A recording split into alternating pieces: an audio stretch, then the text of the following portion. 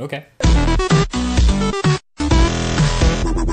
Hey, what is up guys? I'm KBHD here, and this is not the first iPhone 5S review, and it probably won't be the last, but sometimes when you use the device for a while, longer than the typical review period for tech reviewers, you get a little bit of a better sense of what you like the device for and what you don't like it for, and just a little tidbits and quirks about it, and overall a general idea of how well you like to use it. And that's exactly what this video is about. This is an iPhone 5S review from the perspective of a person who uses a lot of Google services. I've done videos about iOS before. This is my first iPhone review. Believe it or not, this took me like 7 iPhones to actually do a review of it. But without any further ado, let's get right on into this. So this is the iPhone 5S in Space Gray. It comes in 3 colors, but this is the one I personally thought was my favorite. It's just as familiar as the rest of the iPhones out there. It's running iOS 7, it has that familiar array of icons like every other iPhone, and it's just as small. In fact, let me start by saying that yes, I'm aware that the iPhone looks very small in my hands, and that's because it is small in my hands. The Samsung Galaxy Note 3 is a phone I've carried for a while now, and it feels pretty natural for me to hold, but it's a bigger than average phone for most people, and it has a 5.7-inch display. But to me, it doesn't feel all that extreme. But a smaller, more common option that you'll probably see more frequently is the Samsung Galaxy S4. This is a pretty popular phone, and it has a 5-inch display. And it has that same general look to it as the Galaxy Note 3, but it takes up less space and involves reaching to the corners a bit less. But even smaller than that is the Moto X. This is one of my favorite devices right now, and it's very compact. It stuffs a 4.7-inch display into a body that's not that much bigger than the iPhone, so I can grip the whole thing. But even this phone starts to look big when you compare it to the iPhone 5S. This phone has a 4-inch display, so it's easily the smallest of the displays on any flagship by any company right now, but it's also one of the most compact mobile devices, period, which is something that Apple's really proud of in this phone. And I don't blame them. The device is really light, really easy to hold, and people can reach all 4 corners of the display with one hand, although I think people could do that on a 4.5-inch display too. But this is also one of the most fragile feeling phones out there. It's not actually fragile. It's really extremely well built. It's made out of premium materials like the HTC One. It's got metal in there. It's very tightly put together. There's no creaking or any twisting or anything like that. But the lack of any curves, plus the glass on the back, like the Nexus 4, make it feel like I better not drop this device. Like if I dropped it from a few inches up, it feels like it's very delicate and vulnerable to scratches, like I should be putting a case on it or something. Now there are a couple of things about the battery in this device. It's, like we said, a 1,570 milliamp hour battery, and that measurement is pretty small. In fact, this entire iPhone is about the same size as the Galaxy Note 3 battery, which is over 3,000 milliamp hours. So with this having half the battery size as a Note 3, has its pros and has its cons. One of the important pros is that it charges very quickly. I'd like to say it charges lightning fast. But the cons are immediately that the battery doesn't last quite as long as any other smartphone out there with a larger battery. Now, standby times are excellent on the iPhone. I could go to sleep with an iPhone at 100% battery, not charge it, and it would wake up with 97% battery. That's pretty good. An Android device with a similar size battery might be at 80% when you wake up. So that's pretty good that iOS takes good advantage of what it thinks you should be closing in the background when you're sleeping. But it doesn't have the best battery life during actual use. In fact, it's not even quite as good as the iPhone 5. I'd say maybe 5% worse than the iPhone 5. But it's about the same battery life as you'd expect from an iPhone. So if you're coming from a previous generation iPhone, you won't find too many surprises here with the battery life. Everything else about the hardware, though, is very well crafted. We saw this in the iPhone 5, too. It's solid aluminum on the sides and the back. It has awesome buttons that are precisely crafted so that they don't wobble at all, which is nice. Plus, they have the laser etchings to indicate volume up and down. The chamfered edges are angled ever so slightly inwards. The headphone jack and the lightning port are on the bottom with the precisely milled speaker grill holes. I mean, I don't think it's just about how all of this is in such a small package that makes it a little difficult to appreciate it all, which is why I think the HTC One still feels just as good in the hand. Now, the speakers on the bottom of the iPhone are one of the more interesting parts of it. I expected them to be really good, but check this out. There are 2 speaker grills at the bottom of the iPhone. That looks great. It looks like stereo speakers. But it's actually just a single driver. The right-hand side sort of echoes over to the left-hand side. So if you cover up the left-hand side, you will hear no change in the sound. But if you cover up the right-hand side where the driver is, you can completely mute the speaker. So you have to be sure not to do that by accident. I'll give you a sample of the sound.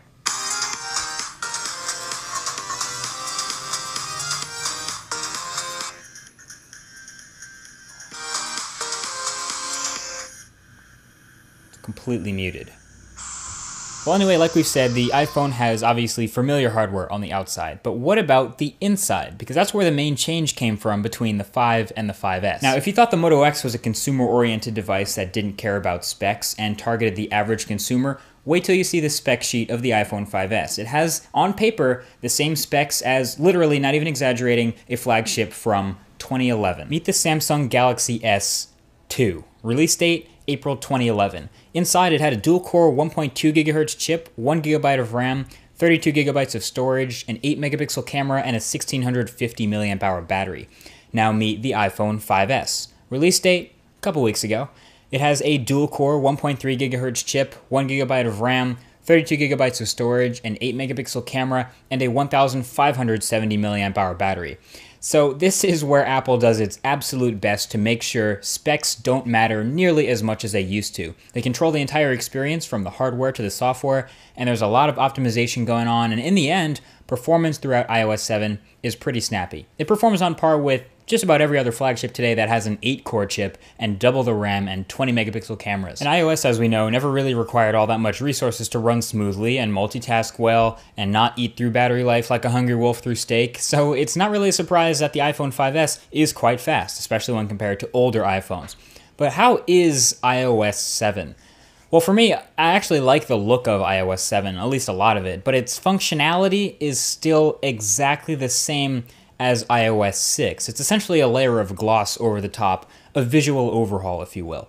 The motto here is you'll probably like it or learn to like it, but if you don't, too bad. Because you just can't change things. You still can't customize a lot of the things that I'm used to being able to customize out of the box on something like an Android phone.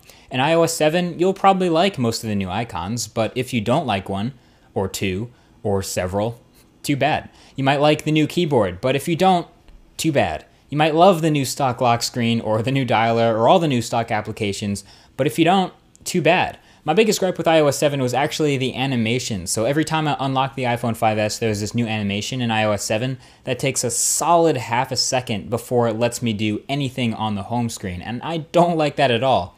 And that's too bad. So now anytime I want to unlock the phone, and I already know I want to go to the second page of apps, I have to wait for the animation to finish before I can do anything, because while it's animating, it's unresponsive on the touchscreen. Still bugs me to this day. I wish I could change the animation speed, just speed it up a little bit. There's also a lot of weird little bits of fragmentation, like with the keyboard, for example, where if the app you're using isn't updated for iOS 7, it doesn't get to use Apple's new keyboard. It'll use the old iOS 7 looking keyboard, which creates a bit of visual inconsistency, and that will, I guess, be a bit of a mess until app developers get on the case and update their apps for the new OS. But overall, yeah, I like the look of a lot of iOS 7. I think it's quite nice in a lot of areas that aren't the icons on the home screen, but the functionality I still have problems with, and those still remain, and that's too bad. Now, outside of this, of course, iOS is still a great choice for a lot of people, and that obviously won't change. I mean, 10 million people bought this phone the first weekend it was available, so it's clear that people love it and want it. As a Google service user with stuff, like Gmail, Google Drive, Google Calendar, Tasks, etc., you can get most of the core stuff you need and get away with it from the App Store, so the situation is really not that bad at all. And then there are, of course, the few fringe benefits of the iPhone, like Touch ID, for example, which is the name for the fancy fingerprint sensor in the home button of the iPhone. Lets you unlock your phone or authenticate your iTunes purchases, and you can register up to 10 fingers. Of course, people have also found great ways to register things other than fingers, like their toes, their pets' toes, and even other body parts. But it's a cool feature. It works pretty well, pretty accurately most of the time. Just note that every time you restart your phone, you'll have to re-enter your whole iTunes password before using Touch ID in the App Store again. Another thing that's great about the iPhone is the camera experience. The camera experience, in my opinion, is made up of two different parts. It's the quality and the control. And there's a little bit of a scale, I'd say, between 1 and 10 for quality and between 1 and 10 for control. A lot of devices that have 10 out of 10 for quality, like the Lumia 1020, for example, you can't just give it to a random person on the street and ask them to take a great photo with it. They'll probably have a little bit of difficulty.